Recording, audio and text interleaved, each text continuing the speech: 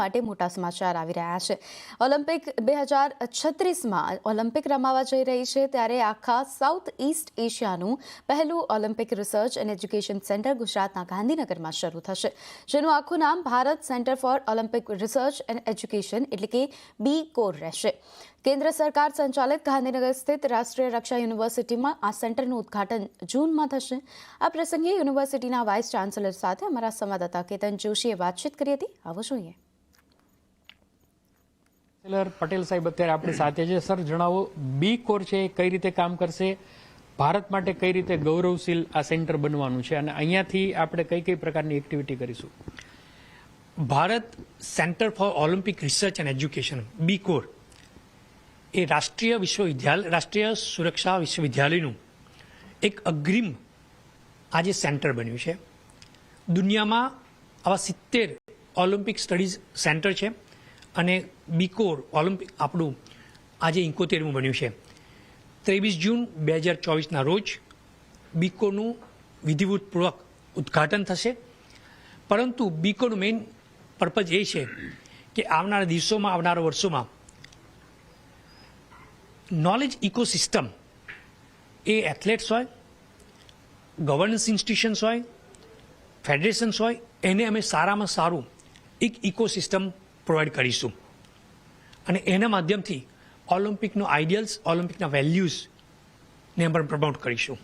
Sir, rural અને semi અર્બનમાંથી જે ખેલવીરો છે સંભવિત કે જે ઓલિમ્પિકમાં સારું એવું પરફોર્મન્સ કરી શકવા સંભવિત છે, એવા લોકોનું ખોજ છે એ કોણ કરશે ને એમાં કઈ સિસ્ટમ કામ કરશે?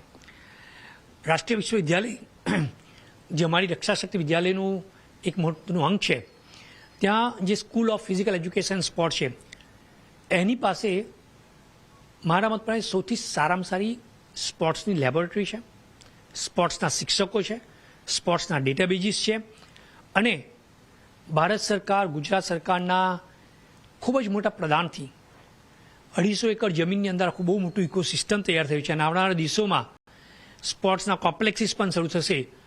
તો ગામડાનો હોય કે કોઈ પણ વ્યક્તિને ઓલિમ્પિકમાં ભાગ લેવો હોય કે એશિયન ગેમ્સમાં ભાગ લેવો હોય તો અમે એને સારામાં સારી ઇકોસિસ્ટમ પ્રોવાઈડ કરીશું એવી અમને ખાતરી છે।